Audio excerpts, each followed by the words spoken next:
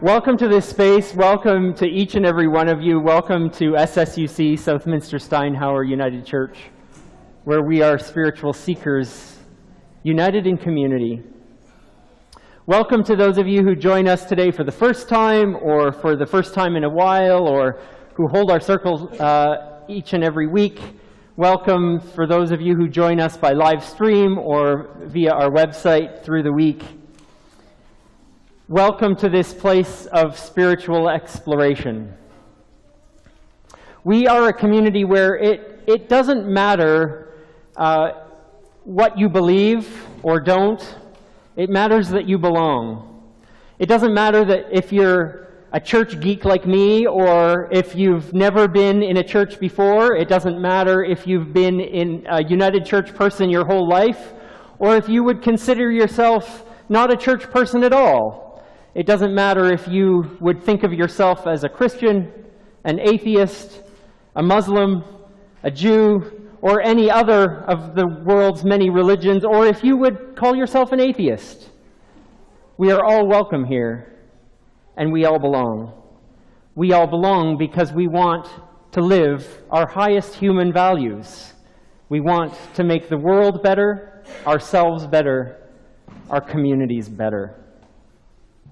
So welcome all of you to this community of diversity, where all ages and sizes and colors and cultures and sexualities and gender expressions are welcome. Welcome to this circle where we're invited to ponder compassion, to live deep wisdom, to know that we're each important, to live deeply and to make a difference in our world.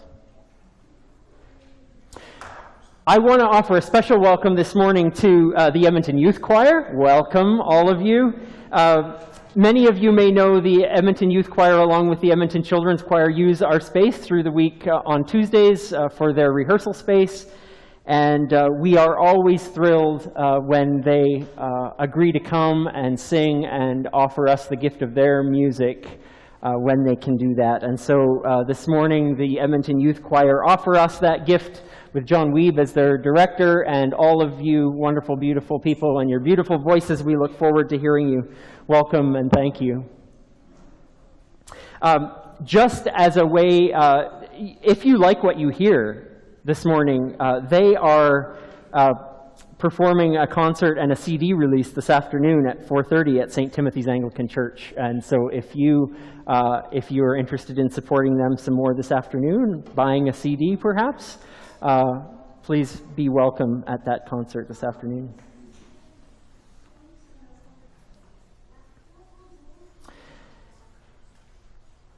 There are a few items that we'll share with one another in the life and the work of this community. And as a community, we gather here on this land, and it's important for us to acknowledge and offer our respect that we are located on Treaty 6 territory, a traditional gathering place for diverse Indigenous peoples, including the Cree and the Blackfoot, the Deneta, the Nakota Sioux, the Métis, the Iroquois, and many others whose histories and languages and cultures continue to influence our city and our vibrant community.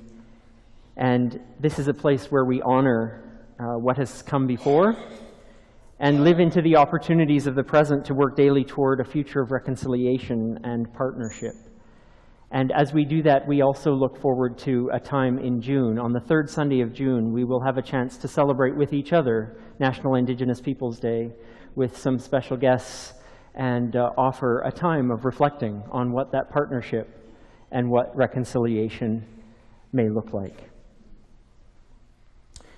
Let's continue in that spirit and gather a chance to focus ourselves to be fully present in this place and to welcome the Edmonton Youth Choir to bring us into that space this morning.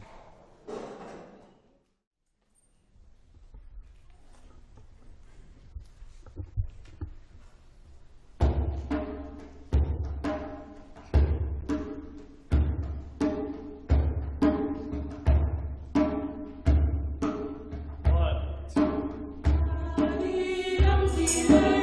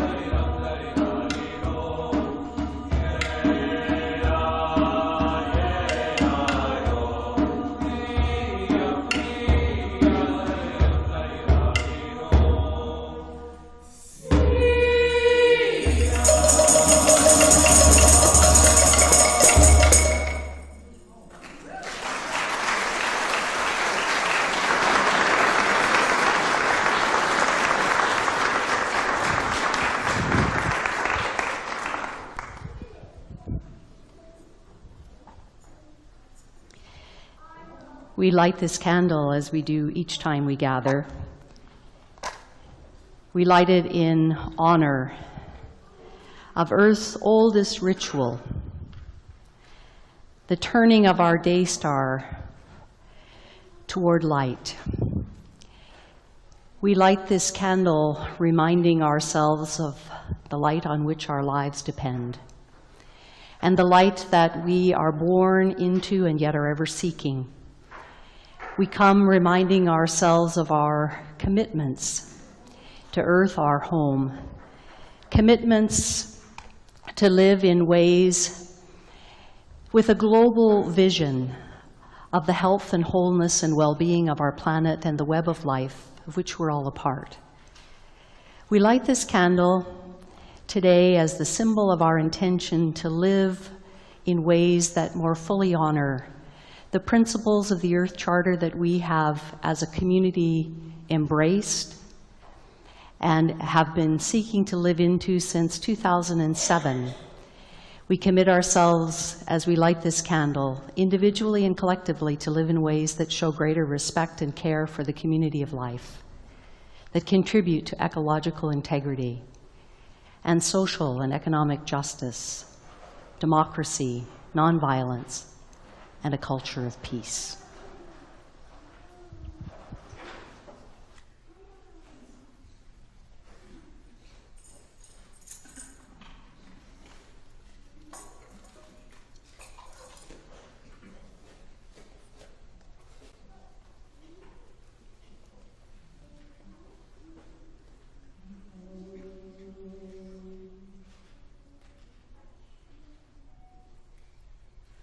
Alleluia, Alleluia.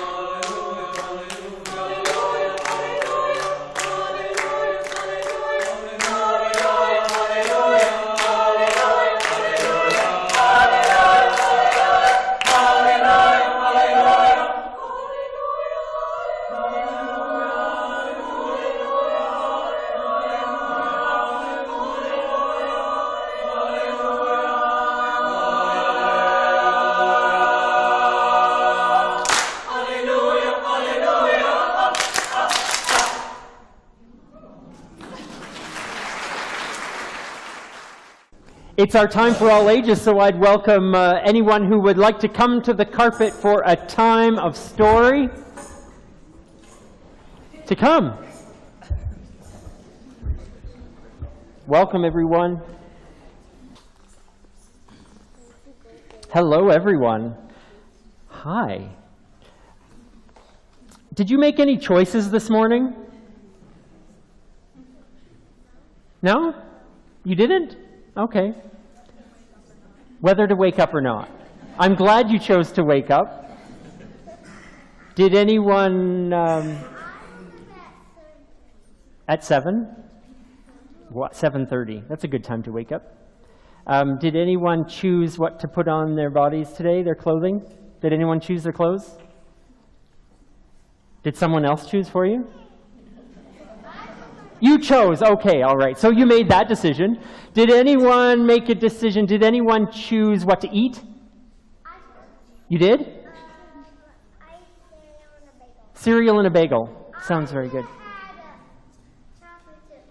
A chocolate chip muffin, yummy.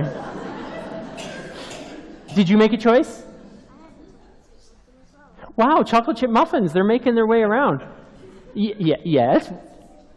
Oh, a cinnamon bun, yummy. Well, we make choices all the time, even if we're not thinking, is this a choice I'm making? We're doing it all the time. We're choosing what to wear, what to eat, who to hang out with, who our friends are, what we're going to do today. I'm going to read you a book about another choice. It's called Hey, Little Ant. It's by Philip and Hannah Hoos, illustrated by Debbie Tilley. Here we go. Hey, little ant, down in the crack. Can you hear me? Can you talk back? See my shoe? Can you see this? Well, now it's going to squish you flat. I just read that wrong. I'm so disappointed. I got the rhyme all wrong. Can you talk back? See my shoe? Can you see that? Well, now it's going to squish you flat. Okay, I'll let it go now. Okay, next page. Please, oh please, do not squish me. Change your mind and let me be. I'm on my way with a crumb of pie. Please, oh please, don't make me die. Now we go this way. Anyone knows that ants can't feel? You're so tiny, you don't look real. I'm so big and you're so small, I don't think it'll hurt at all. Look, there's that tiny ant right down there. But you are a giant, and giants can't know how it feels to be an ant. Come down close. I think you'll see that you are very much like me. Are you crazy? Me, like you? I have a home and a family, too. You're just a speck that runs around. No one would care if my foot came down. Oh, big friend, you are so wrong. My nestmates need me because I am strong. I dig our nest and feed baby ants, too. I must not die beneath your shoe. But my mom says that ants are rude. They carry off our picnic food. They steal our chips and breadcrumbs, too. It's good if I squish a crook like you.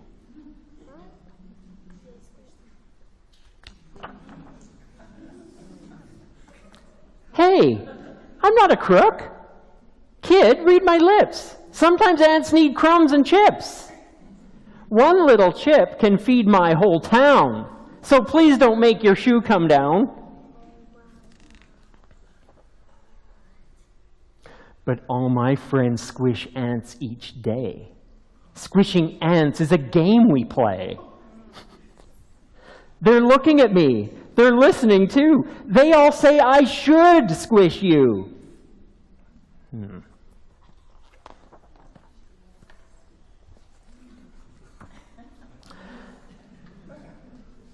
I can see you're big and strong. Decide for yourself what's right and what's wrong. But if you were me and I were you, what would you want me to do?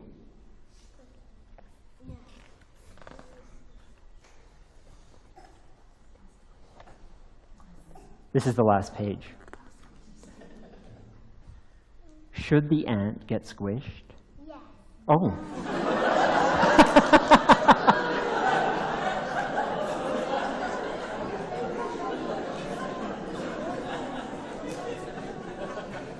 Should the ant get squished or should the ant go free? It's, hold on. We're not done. Let me finish the page. It's up to the kid, not up to me. We'll leave the kid with the raised up shoe. What do you think that kid should do? Now, hold on. Before you answer, I want us to think about the month we've been having together. We've been having an Earth Explorer month. We've been going outside. We've been talking about all the wonderful ways that we receive things from nature and the way we give things to nature, the way we can listen to nature and love nature. And today, we're talking a little bit about peace. And peace means that we are, when we believe that we are making for a world of peace, that means that every decision we make, every choice we make, could be a choice that is hard and tough and violent and rude, or a choice for peace and kindness and friendship and care. We always have a choice between two things. Should we be rough and mean, or should we be gentle and kind? Should we be violent? Should we be peaceful? Should we cause fights and arguments, or should we cause talking and care? So these are the choices that this boy in this book has to make. Does he want to make a world of peace with nature and with all the creatures, and specifically this one little ant? Or does he want to be kind of rough and rude and take charge and do all the things that he thinks that he can just have everything about him? These are the choices we make all the time. And so that's why this book doesn't have an answer, because we all make that choice. We all can choose to squish an ant or not squish an ant. We can all make those choices to live. That's a choice that you make. And it's important that we all make a choice. And we hope that it can be a choice for peace and a choice for care. Okay. It is, you know what? You are saying things that are really important. Because sometimes when there's something in our house that we don't want in our house, it's really easy to want to squish it. And that's why making choices for peace in nature are really hard and difficult. Because we always have to think, is it important? It's important to think about all those things about peace in nature. So today, I know you really want to say more, but you know what? Allison and Dawn are going outside with you, and you can talk more about ants.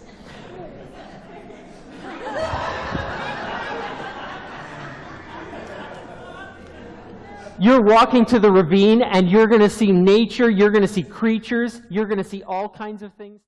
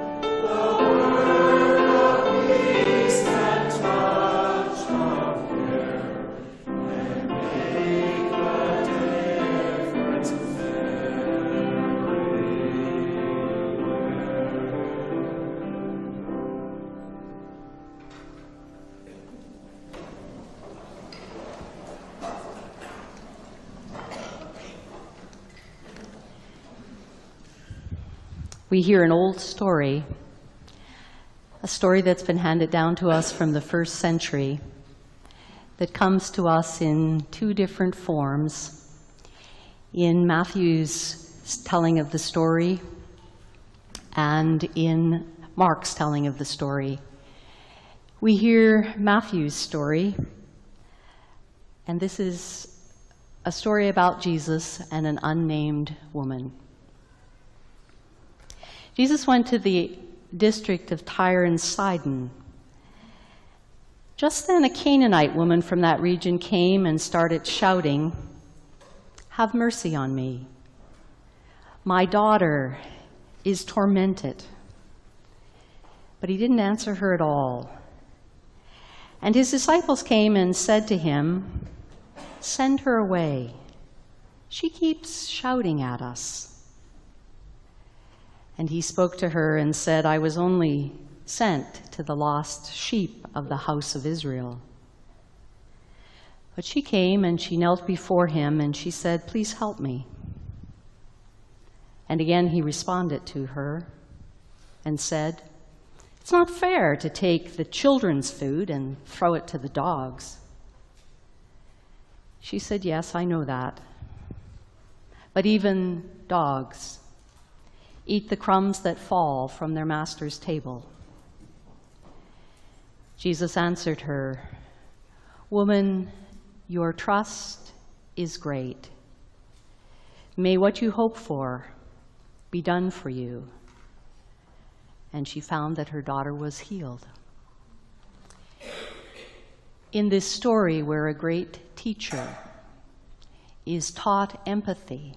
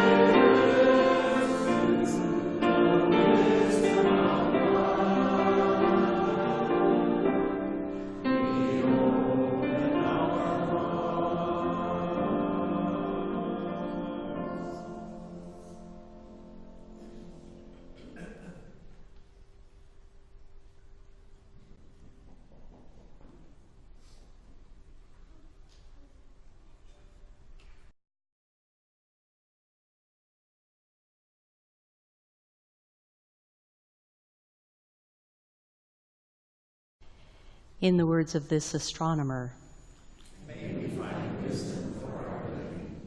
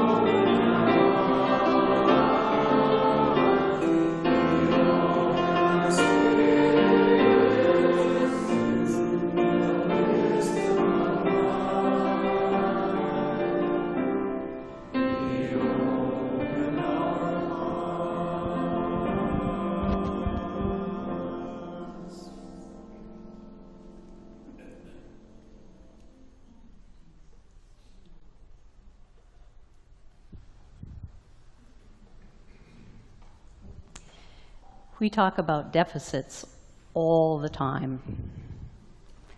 Politicians win elections based on their promise to eliminate the deficit faster than their opponents.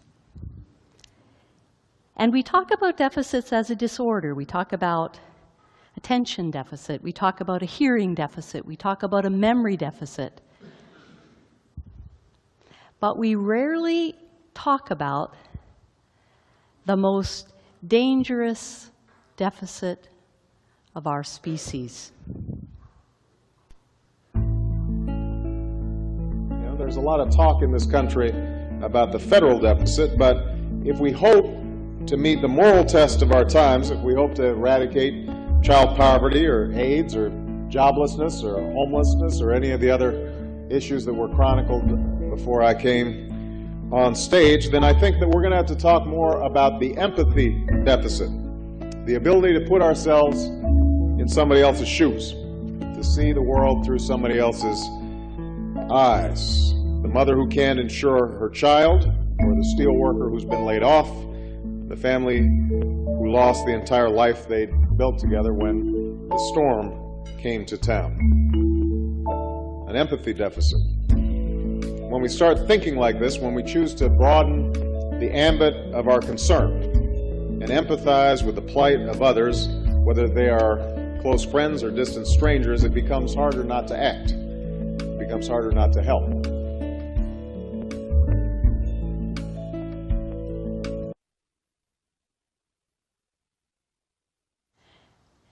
These words from 2006 that Barack Obama spoke and has spoken so many times in the decade following. The biggest deficit we have in our society and in the world right now is not a fiscal deficit. It's an empathy deficit. We're in great need of people being able to stand in somebody else's shoes and see the world through their eyes. I think that's exactly the lesson that unnamed woman in that ancient first century story taught one of the great wisdom teachers of all time. Beyond the metaphor war of bread and dogs and children, somehow this woman managed to educate Jesus' heart in empathy. An empathy that he had perhaps not yet experienced in his small Galilean world, in his hometown, small town, Nazareth. In this story, he's in a place called Tyre and Sidon. He's in the land of the ancient Philistines, the Goliaths, the coastal land of the Gentiles. He's a visitor. She's the expert. He knows nothing of what it is to be a mother with a sick child. But somehow, and the story doesn't tell us how, he learns to feel her pain as though it were his own. And he learns to see himself in this sick child and in her desperate mother, and something, and the story doesn't tell us what, taught his heart to melt the degrees of separation between them and see somehow that his own wholeness depended on affirming this woman's trust, her faith in life, and her deep hope for her child. And you'll notice he doesn't come away from this story spouting facts or statistics that had educated his mind about women or children or Gentile or the religious practices of the Canaanites. Somehow, and the story doesn't tell us how, he learned to move beyond the differences in their gender and their geography, in the differences between their races and their religious beliefs. And he evolves in this story beyond his own socialization, maturing as a human being, transcending his own time and place. And as his heart opens beyond those categories of male and female, his understanding of himself also evolves. From the role he's seen for himself in his own society, he can no longer live under the illusion that matters concerning Gentiles are none of his concern. He can no longer live under the illusion that his circle of influence is small and defined in the tidy way he thought, because his empathy was stretched beyond the boundaries of his socialization as a good first-century Jewish boy. And maybe we get this story preserved through all these centuries because we too need its wisdom. Perhaps we're fortunate it didn't get dropped from the storytellers because it's not very flattering.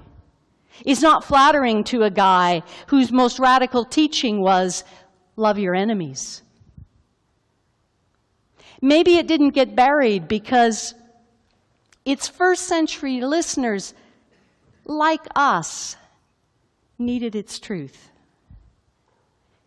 If you were living in highly polarized world of first-century Roman-occupied Palestine, a troubled world in Jewish-Gentile relations, a troubled world between synagogue Judaism and the emerging Jesus tradition pitted against one another, maybe they, like us, needed to discover that there is no more dangerous creature on this planet than the one with an empathy deficit. That the unwelcome intrusions and instructors that come into our tidy little realities to push us through another birth canal into that ever-evolving journey of what it is to be truly, deeply, wonderfully human. Doesn't this story give us a quantum leap for Jesus of Nazareth in his human development? We human ones have come a long journey as relative newcomers in a cosmic story. If you could picture the face of a clock, if the 4 billion years of planetary history were expressed on a 24-hour clock, we just got here in the last 5 seconds. And since our arrival, we've discovered new tools propelling us from the Stone Age to the Bronze Age to the Iron Age to the Industrial Age to the Petrochemical Age to the Nuclear Age. And now, with ever-increasing capacity to use our planet's resources, ever-increasing capacity to damage, to displace, to destroy other creatures, our unimaginable capacity to harm one another, we need to hope that we stand on the edge of a new age. That the age of Aquarius is giving way to the age of empathy. The best hope for our universe is that our species makes an evolutionary quantum leap in empathy. The best hope our species has is that the next tool we learn to use is empathy. When Obama began speaking about this in 2006, he was naming something very important about us as a species. Perhaps it's kinder to say we suffer from an empathy deficit than it is to say we suffer from a self-interest surplus.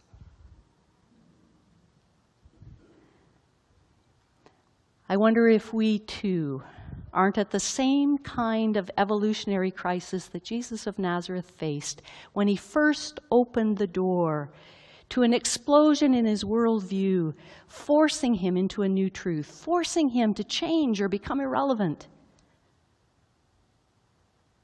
Are we not faced with an evolutionary challenge to evolve in our capacity for empathy or to risk extinction?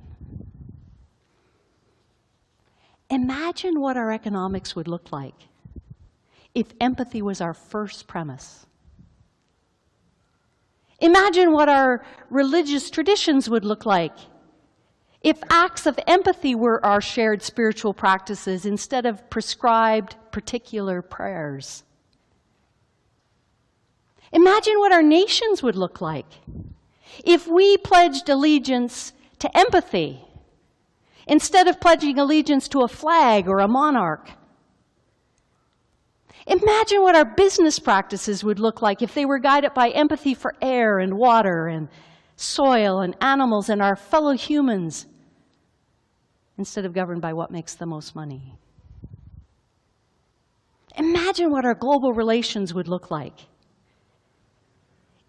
if at the end of our great enlightenment we were to evolve into our deepest empathy.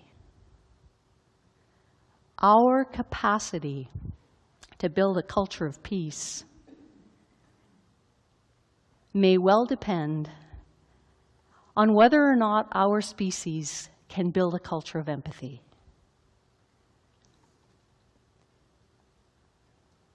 In an old rabbinical story, a rabbi asks his students, "How do I know when night has ended and day has begun?"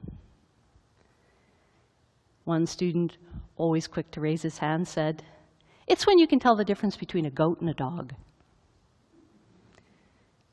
And the rabbi shook his head, "No." And then another said, "It's when you can tell the difference between a fig tree and an olive tree." And again, the rabbi shook his head, "No." Circling their silence, the rabbi walked between them and he said, "You know that the moment of dawn has arrived when you can look into the eyes of another and see yourself." We live in a time when we must begin to learn to tell that first century story we've been telling about Jesus in a much more cosmic way. When our circle of empathy must widen and expand beyond our own species to look at the river and the tree and the bee and the bird and the ant and feel its love for its life and its effort for its life and its joy and its pain as though it were our own. And we can do it. It just takes practice. So we take a few moments to hold silence with one another and to think about one thing we can do this day to exercise the muscle of empathy.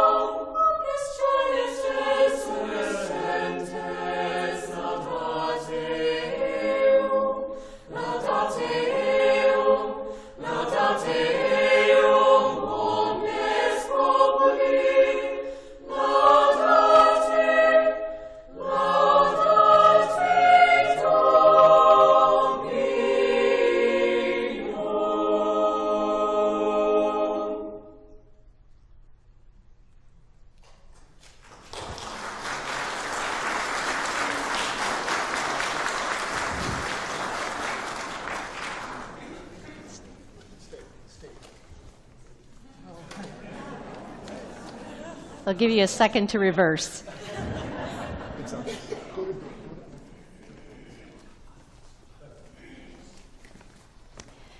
Each time we gather, we speak words, we take the opportunity of silence as a way of strengthening our intention to live in ways that fulfill our highest humanity. And we do that now with one another as we share these words together, setting our intention to live more nearly as we pray. Together we pray. In caring for one another, may we be untiring. In challenging one another, may we be respectful. In sheltering one another, may we be faithful. In holding one another, may we be tender. In forgiving one another, may we be generous. In the expectations we have of one another, may we be realistic. In the songs we sing with one another, may we seek harmony. And in loving one another, may we be all these and more. As we seek to live with hearts expanded by empathy, may it be so.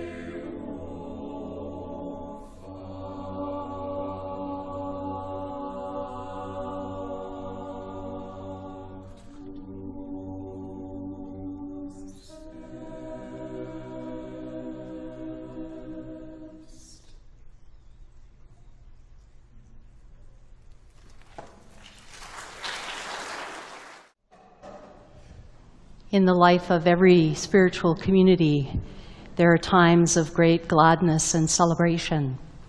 and there are times of deep sorrow and sadness. Today, we acknowledge that yesterday brought the death of Dr. Margaret Ann Armour. She who came from a very small family and yet was a part of many families.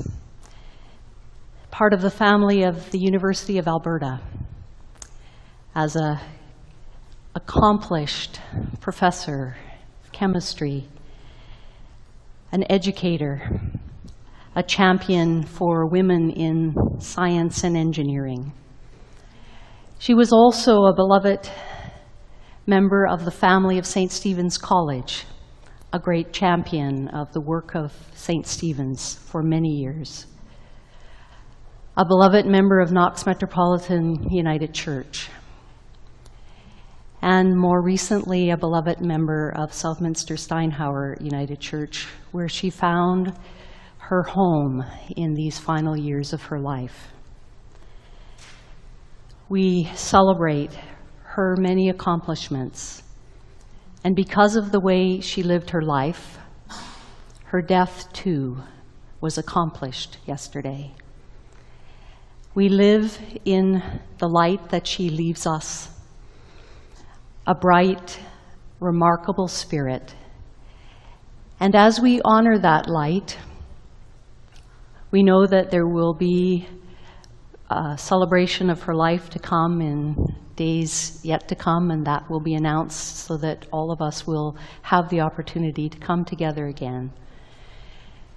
Tomorrow afternoon at 5 o'clock, those of you who know Margaret Ann through St. Stephen's College, there will be a time of storytelling and sharing the beloved,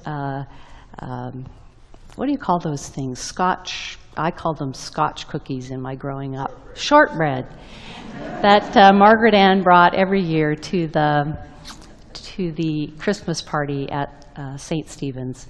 So tomorrow there will be a time of just informal storytelling for an hour from 5 until 6, and you're welcome to be at the college and share in those stories, and to listen for a time when we will announce that there will be a wider gathering of her many families to celebrate her life and to honor her death. We, in our tradition, each time a death comes in our community, we sing words that we say at each memorial service, an affirmation that though death has come, Margaret Ann is safe in the undying light of love. And so I invite us to sing these words we speak at every celebration of life, words that Chris has set to music, an affirmation we sing this day of this life.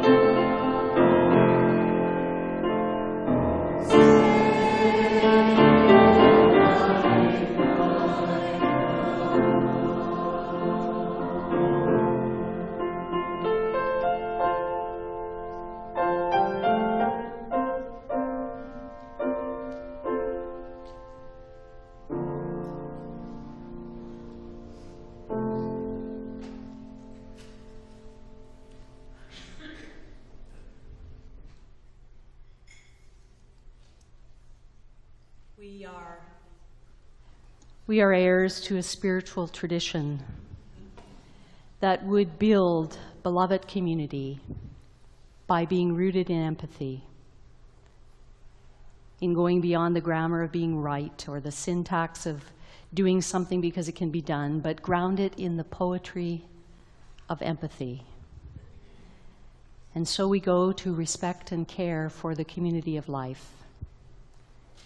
We go to preserve, foster, help the integrity of all ecology, to work for social and economic justice, to build democracy, nonviolence, and a culture of peace.